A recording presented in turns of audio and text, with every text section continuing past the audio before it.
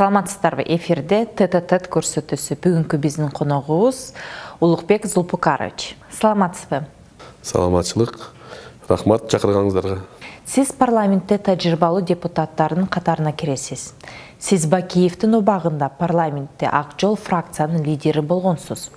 Бүгүнкү жогорку кеңешке көп сын пикир айтылып келет. Базаркомдор келди деп. Сиз кандай ойлойсуз? Ушул чынбы? Туура, мен 2007-жылкы парламенттик шайлоодо Ак Жол партиясынын тизмеси менен келип, 2009-жылы ошол Ак Жол фракциясынын лидери болуп шайлангам. Бирок ага чейин мен 2005-жылы жанагы бир мандаттуу округтан шайланып келген болчумун. Мен бул сын пикирди аябай көп угам.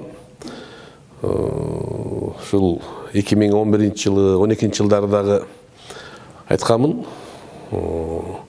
Чындыгында ошол 2007-жылкы ошол көпчүлүк сындап келген, айтып келген Ак Жол фракциясынын интеллектуалдык дарамети же болбосо ошол чогулган адамдардын бүт ушул Кыргызстан боюнча чогулган адамдардын билим деңгээли аябай эле күчтүү болчу. Ал учурда мындай бир жанагы тыйынына карап же болбосо башка карап түзүлгөн эмес. Негизинен ушул билимдүү Кыргызстандын ушул бүт региондорун камтыган жана көптөгөн кесипкө кишилер келген болчу. Эми азыр партиялык тизме менен толук шайлангандан биз уже 3-чү жолу шайлоо болуп атат. 2007-жылы болду, андан кийин 2010-жылы болду и 2015 болду. Толук партиялык тизме менен шайланган парламенттин ушул элдер сын пикир айткан жагына кошулуп кетсе болот. Себеби бул жерде партиялык түзүлүш Кыргызстанда эми калыптана баштады. Мурдагыдай бир көп жылдык жарым кылымдык тажрыйбасы бар же болбосо ошол партиялык парламент болуп жүргөн неменин жок экендиги, азыр тажрыйбанын жок экендиги ачыкка чыкты. Көптөгөн минус жактары бар.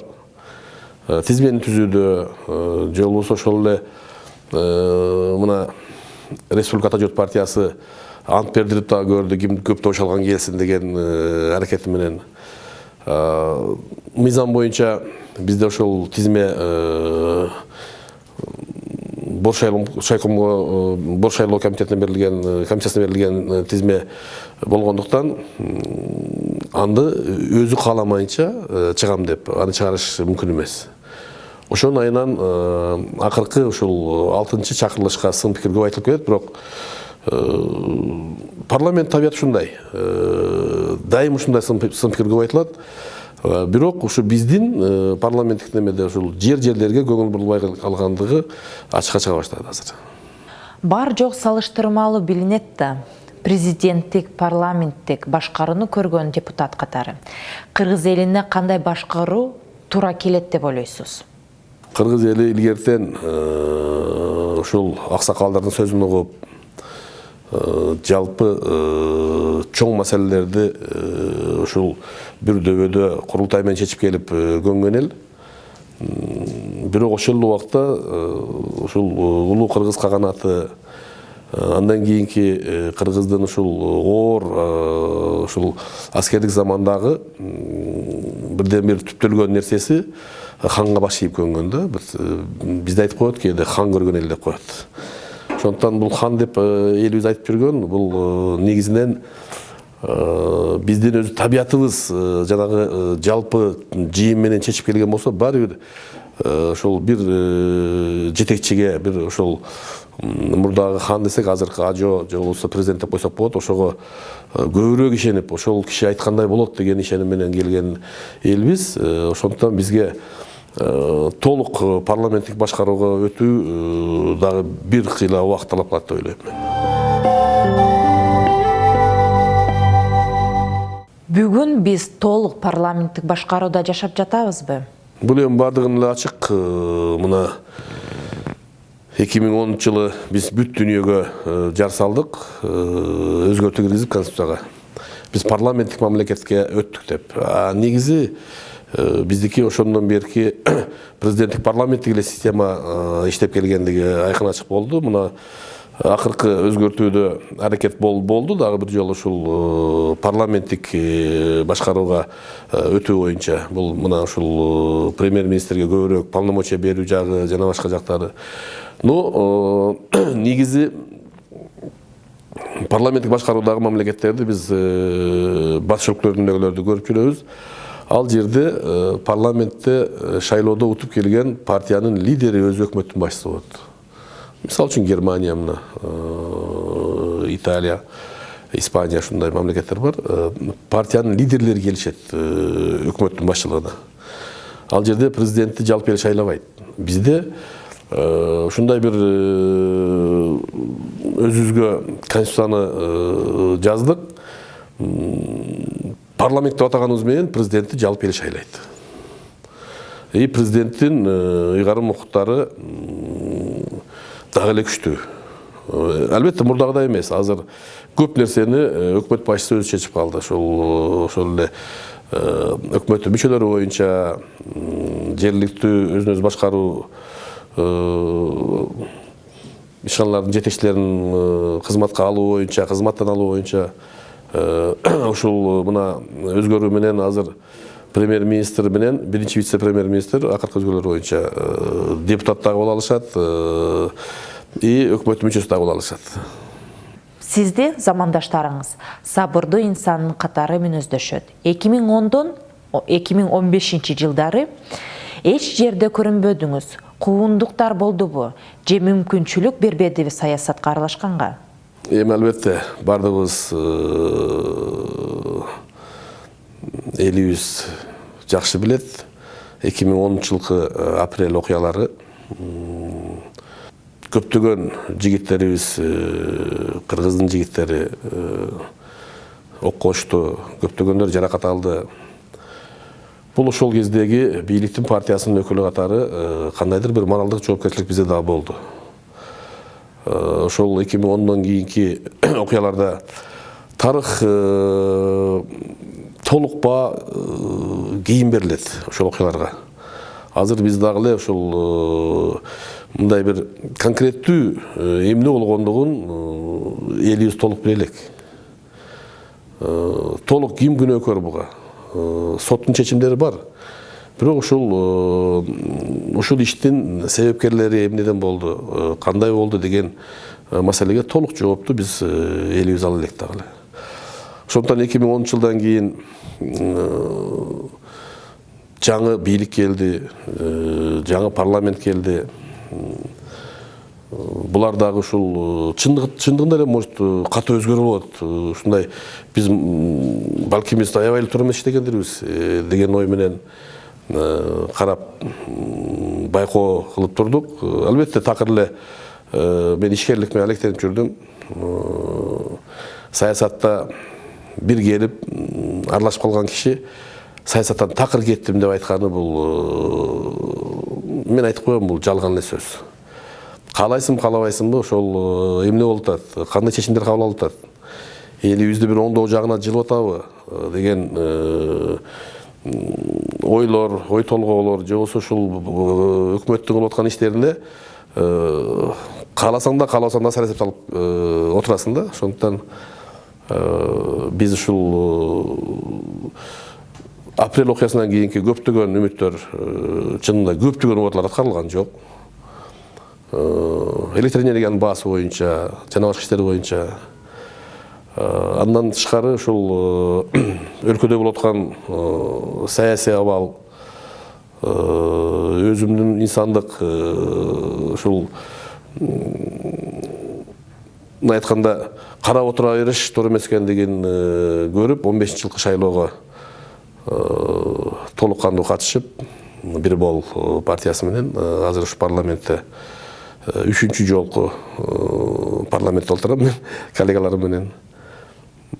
Ошондуктан муну куугунтук болду, тиги бу деп айтуу кыйын. Албетте ар кандай иштер болду. Өзгөчө ошол апрель окуясынан кийинки 3-4 айда бир канча маселелер менен суракка чакырышты. Бирок мен ойлойм, бул закон ченемдүү көрүнүш болчу. Тактоо иретинде же болбосо кандай иштер болгон дегендей маселелер менен болгон. Мындай что саясатка келбе же болбосо андай мындай деген менде сөз болгон жок. Себеби мен өзүм 2005-жылга чейин 20 жыл өндүрүштө иштегенмин, окууну бүтүп келип. Ошондуктан өзүм кыла турган ишим бар болчу. Саясатка дагы ушул 2005-жылкы бир мандаттуу шайлоого катышып, ага чейинки болгон иштерди көрүп, ичиң чыдабагандан келгенмин. Азыр эми мына ушул дагы бир шарт түзүлдү. Ушу парламентте колдон келген иштерди кылып атабыз. Улук мырза, Бакиевден кийин келген бийлик, тагыраак айтканда убактылуу өкмөт элге берген убадасын аткардыбы? Айтып атпайм, толук түрдө аткарылган жок. Көптөгөн суроолорго мен ойлойм, ушул Алмаз Шаршенович Атамбаев өзү жооп берди. Эгемендүүлүк күнүндө элдин арасында болгон суроолорго эмне болгондугуна мына азыр сот процесстер болуп атат, көптөгөн бүтөлөк дагы эле ошол иштер. Ойлойм, толук убадалар аткарылган жок. Мүмкүн шарт болбогондур, эми көрөбүз. 4-чү чакырылышта жогорку кеңеште Ак Жол фракциясы бийликке бир эле болсо, 6-чы чакырышта бул жогорку кеңеште президенттин бийликтин көзүн караган, сөзүнөн чыкпаган депутаттар болду деген пикирлер көп. Булга сиз макулсузбу? Бул эми сырттан ушу көрүнгөн көрүнүш. Бирок 120 депутаттын ичинде ар кандай көз караштагы бардыгы эле ушул бийликтин көзүн карап мен ушундаймын дегенден айтканда мен алысмын. Өзүнүн позициясы бар, өзүнүн көз карашы бар депутаттар аябай көп. Бирок бийликти колдогон ошол бийлик менен кошо келген башкаруучу партия бул социал-демократтар партиясы. Ошол башкаруучу коалициянын негизин түзгөн. Эгерде ошол 2007-жылы 3 партия болгон болсо, азыр 6 партия. Ошондуктан коалиция түзүүгө бийликтин партиясы аргасыз. Себеби көпчүлүк түзө алган жок булар. Конституция өзү дагы ушуну чектөө киргизип койгон. 65-тен 50%дан 50% плюс 5 депутат андан ашык болушу мүмкүн эмес бийликтин партиясы. Ошондуктан мен жалпы элдин мындай оюндагыдай мен муну менен макул эмесмин. Албетте мындай бир ачык мурдагыдай ушул бийликке мындай конкреттүү сөздөр менен чыгып сүйлөгөн ачык инсандар азайды.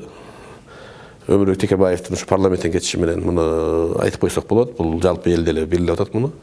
Бирок ошол эле учурда бийликтин кылып аткан ишини же болбосо ошол сын пикирге алуу, жер-жерден келген элдин маселесин көтөрүү жагынан бул парламент эле өзүнүн ишин аткарып атат.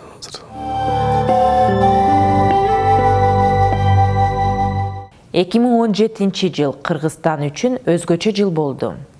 Биз жаңы президентти шайладык. Сиз активдүү Жээнбековду колдогондордон болдуңуз. Тарыхка кайрылсак, 2010 жылы ушул Жээнбековдор Ак Жол партиясынын лидери Бакиевдин бийлигин кулаткандар болушкан. Сиз Бакиевди саттыңызбы? Же Жээнбековдорду кечирдиңизби? Кандай түшүнсөк болот? Эми бул жерде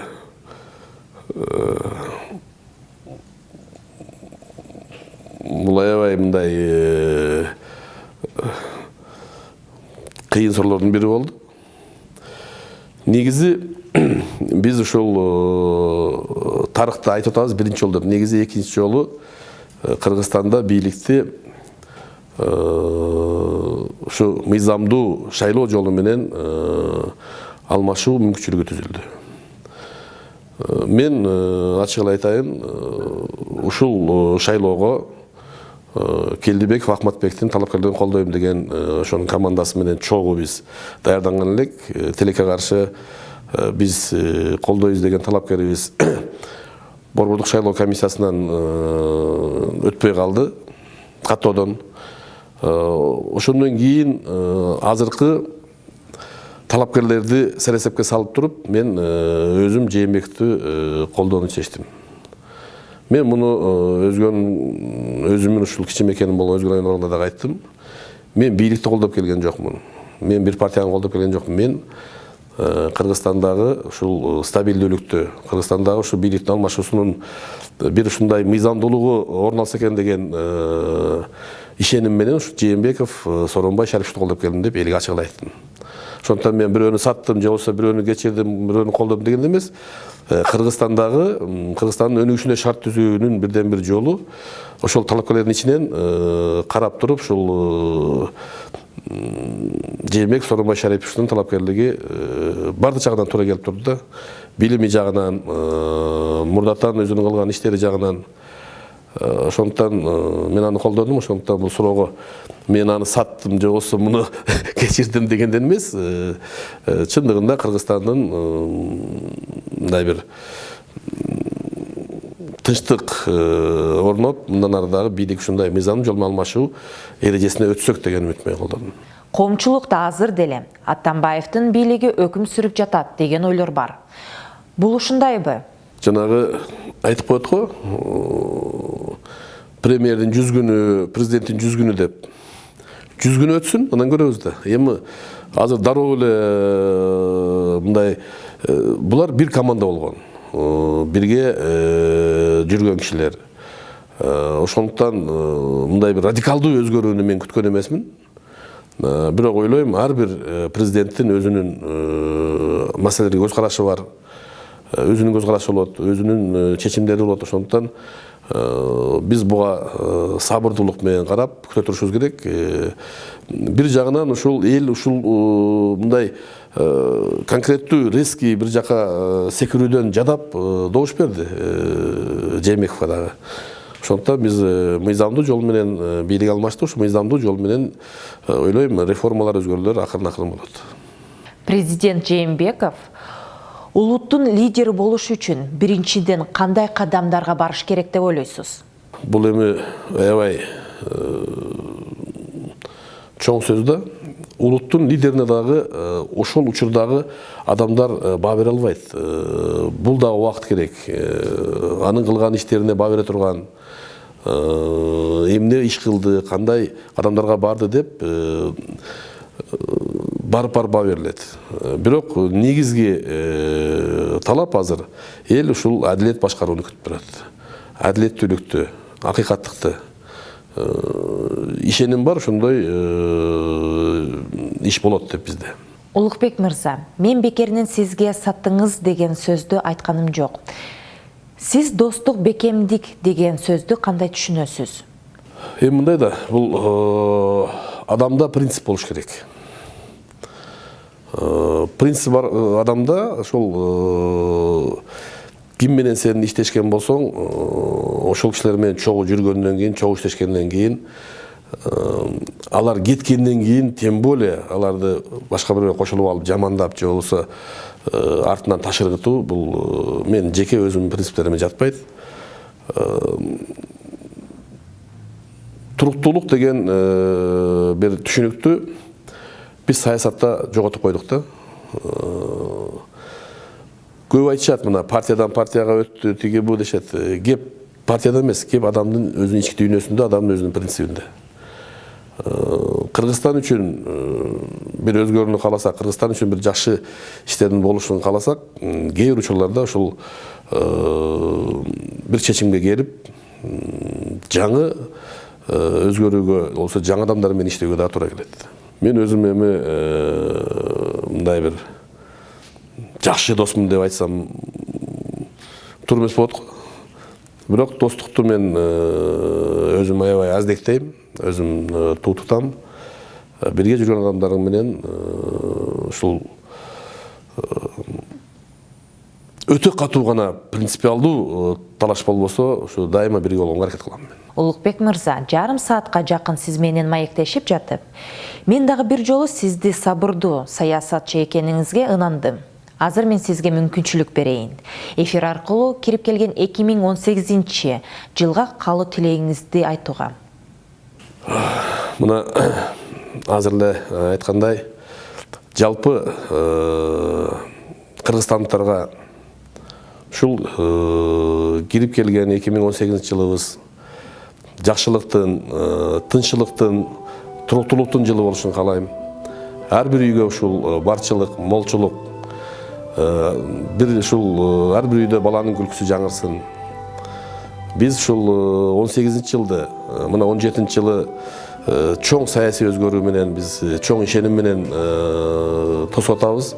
Ойлойм, 18 жыл Кыргызстанга аябай бир чоң өзгөрүүнү, чоң жетишкендиктин алып келе турган жыл болот деп мен ишенем. Бардыгыңыздарды жаңы жылыңыздар менен куттуктайм. Мен да сизге ден соолук, албан ийгиликтерди каалаймын. Урматтуу телекөрүүчүлөр, сиздер тет-а-тет көрсөтүүсүн көрдүңүздөр. Бүгүн мен Жогорку Кеңештин депутаты Ормонов Улукбек Зулпукарович менен маек курдум. Амандыкта көрүшөлү.